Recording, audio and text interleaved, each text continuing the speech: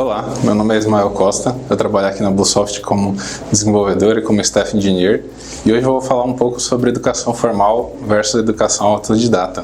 Se você tem dúvidas sobre a melhor forma de você estudar, não sabe se vai comprar aquele curso na internet que você viu ali por R$1.000 ou então você vai pagar uma faculdade e estudar durante 2 anos, vem com a gente que eu explico um pouco mais sobre isso.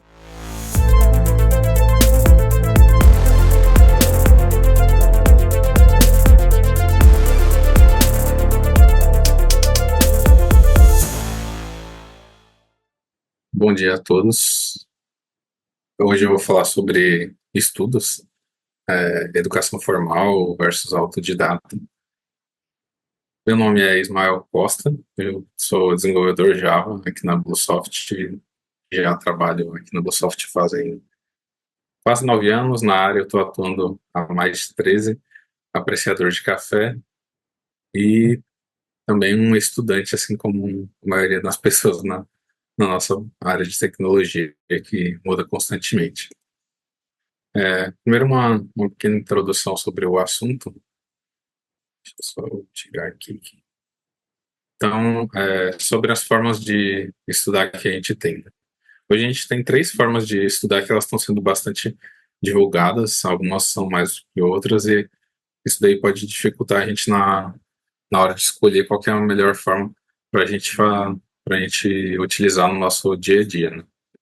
Então, uma delas, que é a mais comum e praticamente todo mundo já utilizou, é a educação formal presencial. Então, a gente teve lá nas instituições mais tradicionais, né, escola, universidade, quando a gente faz curso ensino médio, ensino fundamental, isso daí ou é o ensino formal presencial, né, e eles geralmente têm um certificado ou um diploma que é reconhecido e as aulas são conduzidas por professores com qualificação, geralmente com algum tipo de graduação também.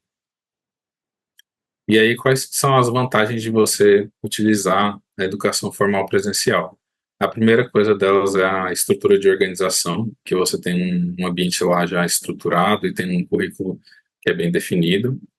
A gente tem acesso aos professores especializados, né? Então, isso daí permite que a gente tenha contato direto com os professores que são capacitados e especializados nas áreas específicas de cada um. O networking e vida acadêmica que proporciona para a gente a parte de interação social e troca de conhecimento, né, e troca de contatos com pessoas da área e até mesmo com os professores.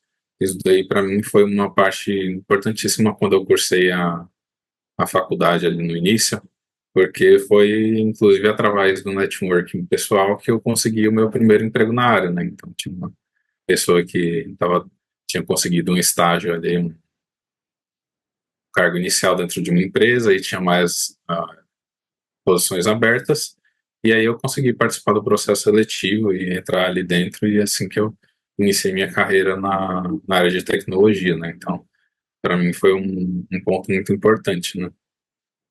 A certificação e o reconhecimento, né? Que a gente tem um diploma e certificado que é reconhecido pelo mercado, então aí acho que não entra nenhuma parte do se a gente considera válido ou não, né? Vai mais do que o mercado quer da gente ou não, dependendo daquela vaga, né? Tem áreas específicas que é impossível você atuar sem um diploma. Você pega a área de engenharia, a área de direito, são áreas que além de você ter que ter feito a educação formal, você ainda tem que tirar uma certificação específica ali da área para poder ter a sua atuação, né? A área de tecnologia é um pouco mais aberta, a gente não tem esse tipo de exigência, né? Você consegue estudar por conta própria e mesmo assim adquirir um conhecimento bem semelhante ali com o que você teria na educação presencial. Aí as desvantagens que a gente tem nesse formato de educação daí é o custo elevado, que a gente tem matrícula, livro e outros custos que pode ser que a gente não consiga arcar ali na época. O currículo é rígido, então a gente não tem muita flexibilidade de customizar o nosso aprendizado para a área que interessa mais a gente dentro do que a gente está estudando. Tem a parte da pressão e do estresse acadêmico, porque A gente sabe que tem aquelas exigências dos professores, e a gente tem os prazos, e geralmente tem que conciliar a vida pessoal, o trabalho e, e o estudo tudo ao mesmo tempo e num curto prazo ali, né, para poder atingir as metas. E nem sempre elas acompanham as inovações do mercado, geralmente por restrições como MEC, regulamentação que tem da instituição, ela não consegue trocar o currículo com tanta velocidade quanto se você estiver estudando ali por conta própria, acompanhando as novidades do mercado, né? E aí, a segunda forma que a gente tem é a educação à distância formal, o famoso EAD. E aí ela envolve o aprendizado mediado por tecnologia, né? Geralmente a gente está com uma plataforma online conectada à internet e tem alguns recursos digitais que a gente são fornecidos para o aluno que podem agregar ali no conhecimento e no aproveitamento do curso. O currículo também é definido, né? É uma coisa fixa ali que você tem que seguir até o final. E ele também é conduzido por professores qualificados e também resulta em certificado ou diploma reconhecido, né? Então, vira aí uma alternativa à educação formal, mas de maneira remota, né? E aí as principais vantagens desse tipo de educação são o acesso global, né? Você pode estudar de qualquer lugar do mundo, onde você tiver, a flexibilidade do horário. A maior parte dos EADs você não precisa estar online ali assistindo a aula naquele momento, naquele instante, né? Tem algumas faculdades que restringem isso daí, mas a boa parte delas você não precisa fazer isso, né? Inclusive foi um dos motivos que eu cursei a minha EAD, a minha pós-graduação, porque eu precisava de um pouco mais de flexibilidade no horário devido tem atividade pessoal, o horário do trabalho, mesmo que o nosso é flexível, né? Então, às vezes a gente precisa começar um pouco mais tarde ou começar um pouco mais cedo, isso daí ajudou bastante. A economia do tempo de deslocamento, né? Que a gente não precisa ir até a instituição para poder realizar aqueles estudos. Então, isso daí, hoje em dia, numa cidade como a que a gente está hoje, milhões de pessoas, engarrafamento e todo tipo de coisa que pode atrasar ali, né? Às vezes o transporte público tem algum tipo de problema e tudo isso daí a gente consegue eliminar quando a gente faz a educação à distância, né? E a variedade dos recursos digitais, né? Que geralmente as faculdades disponibilizam material que tem online, links de referência, você consegue ler outras coisas, então você consegue abrir um leque ali do que você vai estudar utilizando a rede aí da internet, né? E aí as desvantagens desse tipo de educação formal à distância é a necessidade da auto-organização, né? Então você precisa ter uma autodisciplina para manter o seu ritmo de estudos e tem que se supervisionar para poder não acabar perdendo os prazos ali. Dependência de tecnologia, você tem que ter uma boa conexão com a internet para poder assistir os vídeos, né? Geralmente se você precisar de um lugar ali mais tranquilo também, você não pode se distrair, então uma das coisas é o risco de distrações, o ideal é você ter um ambiente separado, se for possível, e a, a parte de interação social também, que você acaba não vendo as pessoas, não tendo contato, então o networking, apesar de ser possível, ele é bem mais difícil do que quando você vê aquele seu colega no dia a dia, né, a marca de fazer um trabalho ali depois do horário ou de final de semana, isso daí é uma coisa que é mais difícil, né? Então essas daí são as desvantagens do EAD. E aí, passando para a última parte aqui, a gente tem a educação autodidata, que hoje em dia está sendo bastante difundida, principalmente em redes sociais, né? Cursos online que estão sendo vendidos, e aí a gente vai falar um pouquinho sobre isso. E aí é um processo de autoaprendizagem, em que a pessoa tem que buscar o conhecimento por conta própria, sem uma orientação direta de professores, e também, infelizmente, você acaba não tendo certificação nem reconhecimento do mercado de que você cursou aquilo lá, né? É um estudo que você faz avulso, né? Então, geralmente a gente utiliza tutorial, vídeo online, livro, e aí estuda dessa forma. As vantagens que a gente tem é que a flexibilidade é total, né? A gente pode aprender ali no tempo e no ritmo que a gente desejar. O custo é muito baixo, ou então nulo, né? Se você hoje tem muito tipo de curso gratuito, você consegue assinaturas de plataformas ali como a Lura, por exemplo, que é uma plataforma que a gente usa bastante aqui no Brasil na área de tecnologia, porque tem uma gama de cursos ali, você tem uma mensalidade baixa ali que dá para arcar tranquilamente. O foco nos interesses pessoais, então você vai se especializar na área que você quer realmente aprender, sem ter a limitação do currículo, e o desenvolvimento da própria autodisciplina, né? Que aí fomenta essas habilidades para você se disciplinar, criar uma rotina, vou estudar todo dia tais assuntos.